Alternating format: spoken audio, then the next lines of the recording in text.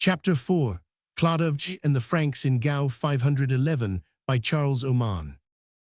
The Franks in northern Gaul, their early conquests, state of Gaul in 481, CHLODOVECH conquers northern Gaul, 486.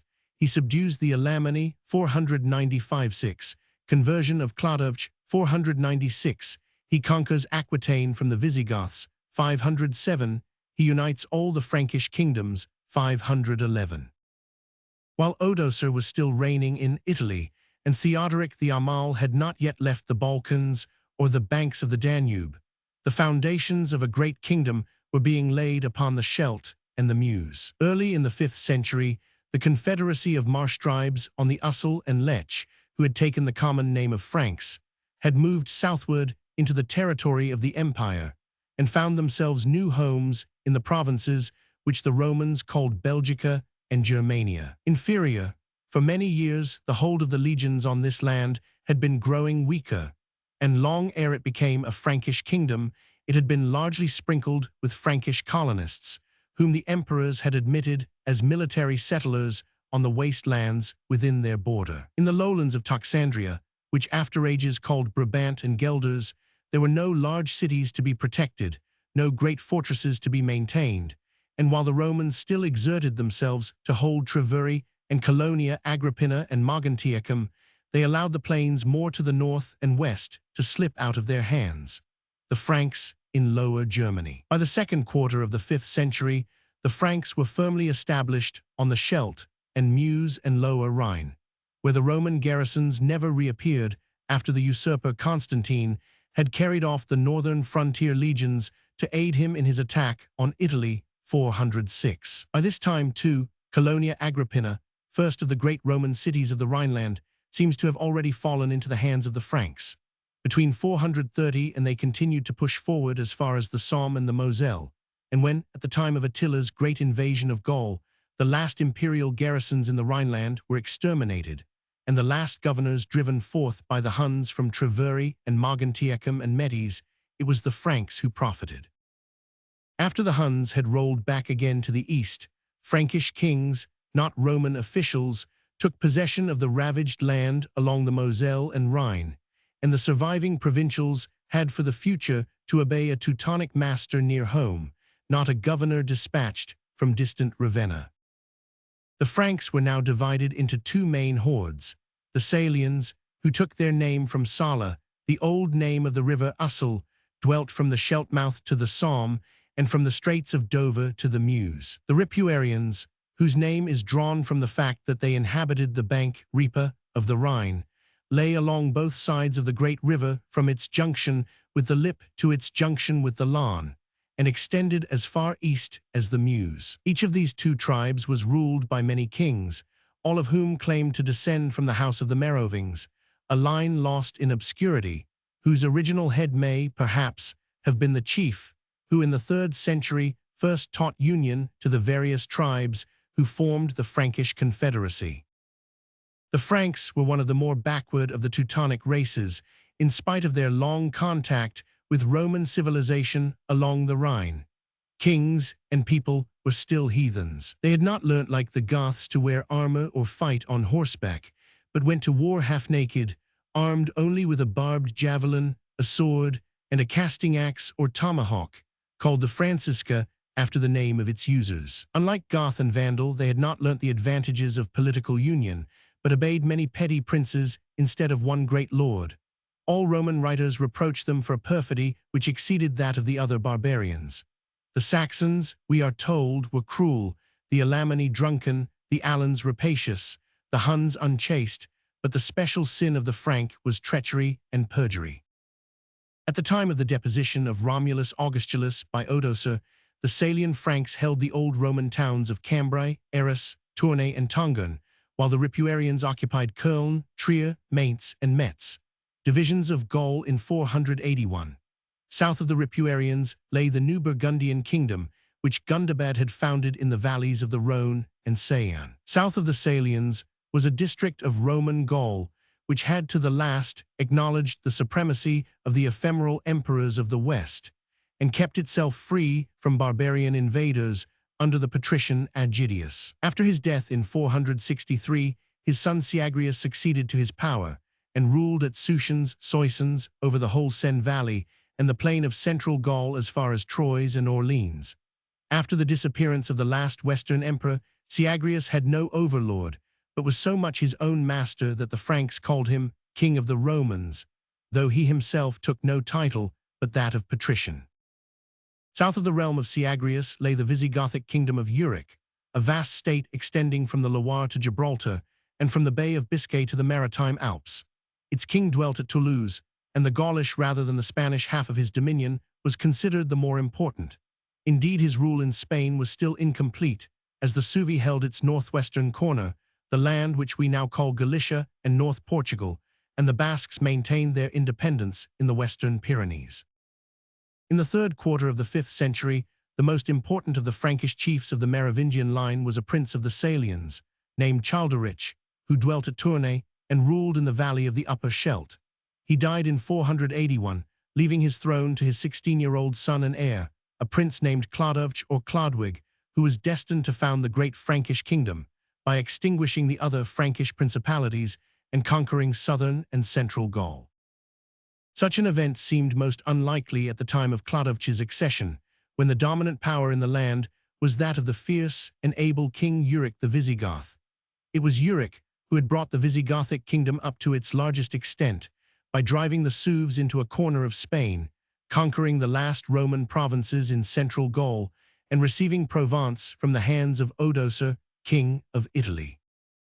He was the first Visigothic king to publish a code of laws, and would have left a good name in history but for his assassination of his brother Theodoric and his persecutions of the Catholics. Though not such an oppressor as the Vandals Gaiseric and Huneric, he had made himself hated by refusing to allow the election of Catholic bishops, and by closing or handing over to his favorites, the Arians, many of the churches of the Orthodox. Uric died in 485, just as Chlodovech was about to commence his conquering career in northern Gaul, a career which the Visigoth would probably have checked if a longer life had been granted him. He was succeeded by his son Alaric, a boy of only 16 or 17 years. It was in the very year of Uric's death that Chlodovech, now aged 21, set out on the first of his warlike expeditions. In company with his kinsman Ragnachar, king of Cambrai, he invaded the realm of the Roman patrician Syagrius. The Gaulish troops were unable to resist the onset of the Franks, and their leader, after a short struggle, abandoned his home and fled for safety to the court of Alaric the Visigoth. The councillors of Alaric, either wishing to gratify their Teutonic neighbors or fearing the event of a war while their king was yet so young, threw the patrician into bonds and sent him back to Chlodovech, who promptly put him to death. Chlodovech conquers Syagrius, 486. The Seine Valley and the great towns of Soissons, Paris, Rouen and Reims now fell into the hands of the Frankish king, and in the course of the next 3 years, he extended his power up to the Loire and boundary of Armorica, where the Romano-Celts of the extreme west still succeeded in holding out. Chlodovech took all the spoils for himself. None fell to his neighbors, the other kings of the Salian Franks. It was these princes who were next to feel the force of his arm. He picked quarrels with his kinsmen, the kings of Cambrai and Terouanne, the one for not helping him against Syagrius, the other for claiming part of the spoil of the Roman, and slew them both, the one by treachery, the other in open battle. The remaining Merovingian princes of the Belgic plains soon shared their fate. Then Chlodovech pressed eastward against the Ripuarian Franks and conquered the Thuringi, their chief tribe, in the year 491. In a short time, he had won all the Frankish kingdoms, save that of his ally Sigebert the Lame, king of Köln.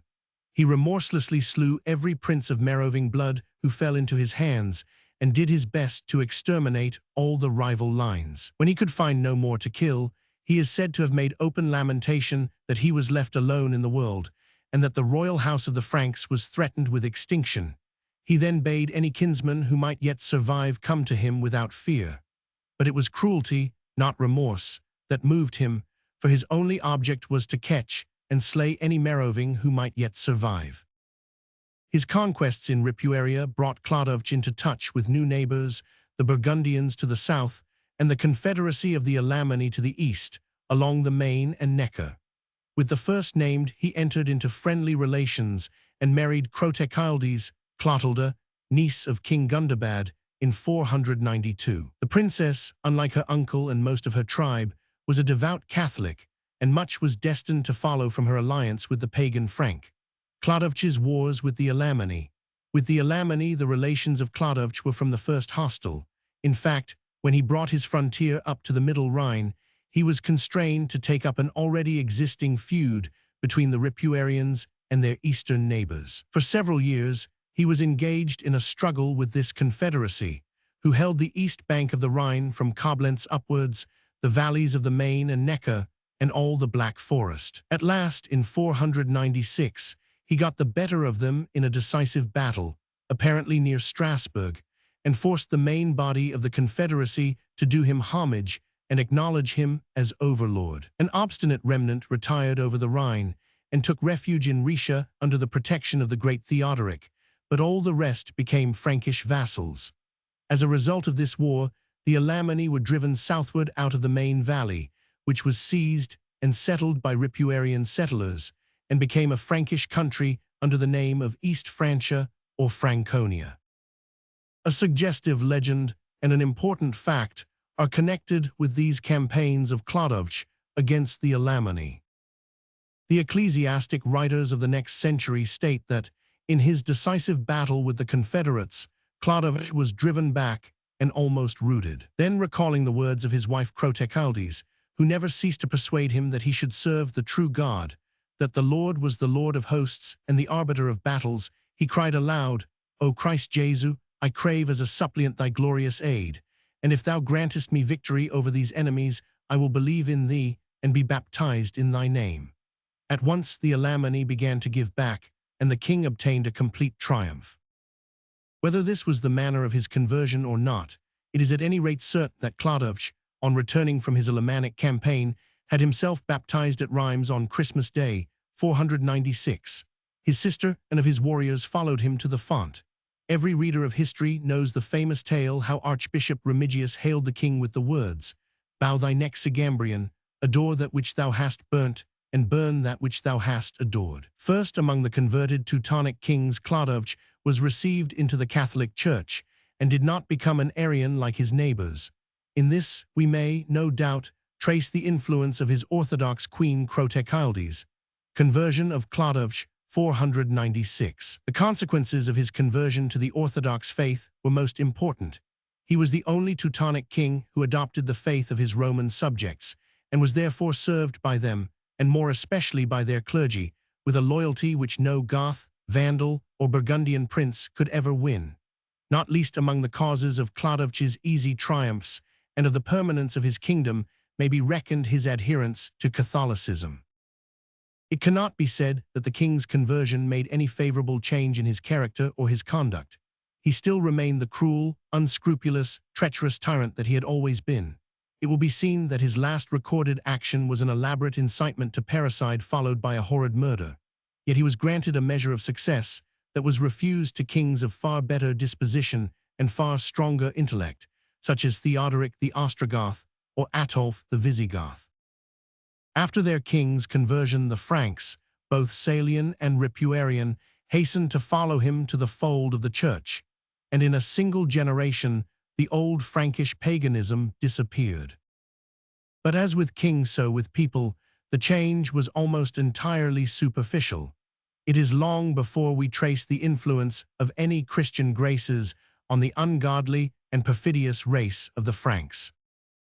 After subduing the Alemanni, Chlodovech's next war was with the people of his wife's uncle, Gundobad, the king of Burgundy.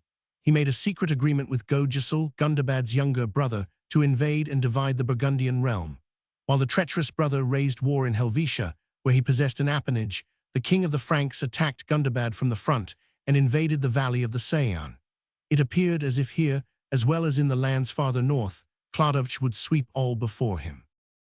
The Burgundian king was beaten and driven out of Dijon, Lyon, and Valence into Avignon, the southernmost fortress of his realm, while his brother was made king by the Frank and became his vassal. But in the next year, Gundobad recovered all he had lost slew Gaul at Vienne, and drove the Franks out of Burgundy with such success that Chlodovech ere long made peace with him, 501. But the next campaign of the Frankish king was one of far greater importance and success. He was set on trying his fortune against the young king of the Visigoths, whose personal weakness and unpopularity with his Roman subjects tempted him to an invasion of Aquitaine. It would seem that Chlodovech carefully chose as a casus belli the Arian persecutions of Alaric, who, like his father Euric, was a bad master to his Catholic subjects. Chlodovech conquers Aquitaine, 507. A first quarrel in 504 was composed by the great Theodoric, who, as father-in-law of the Visigoth and brother-in-law of the Frank, could appeal with authority to each of the rivals.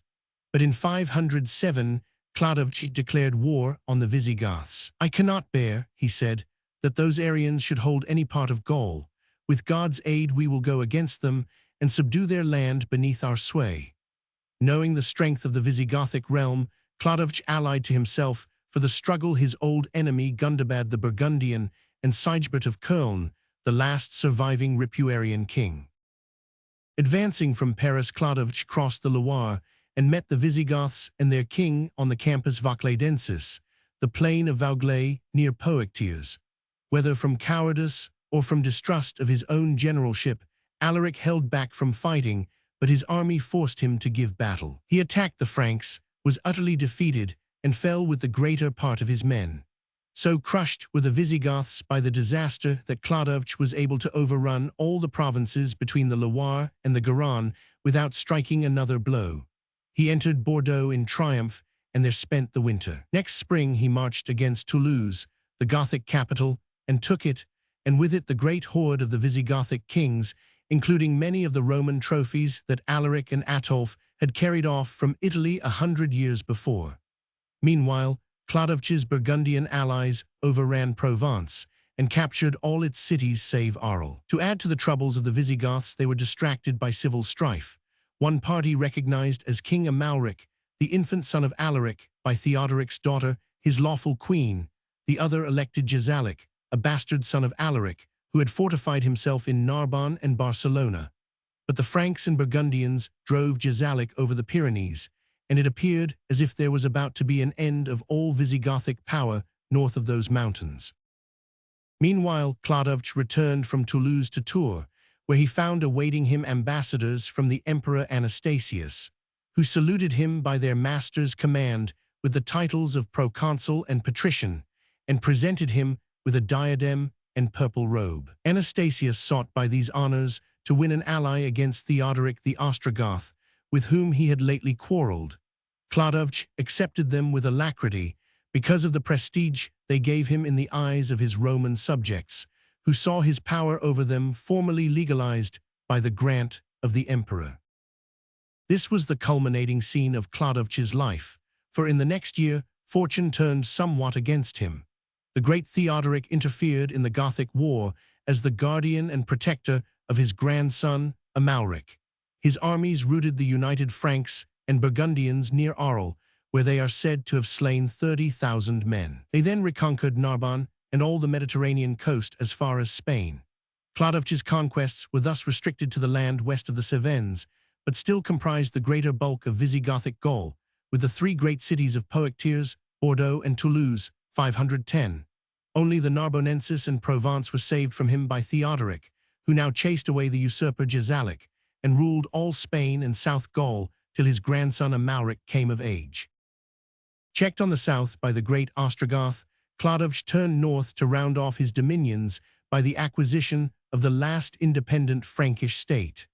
Sigebert of Köln was now very old, and his ambitious son Clodrich was persuaded by Chlodovech not only to dethrone, but to slay his father. When he had seized the kingdom, Chlodovech affected great wrath and indignation against him, procured his death at the hands of assassins, and then annexed his kingdom.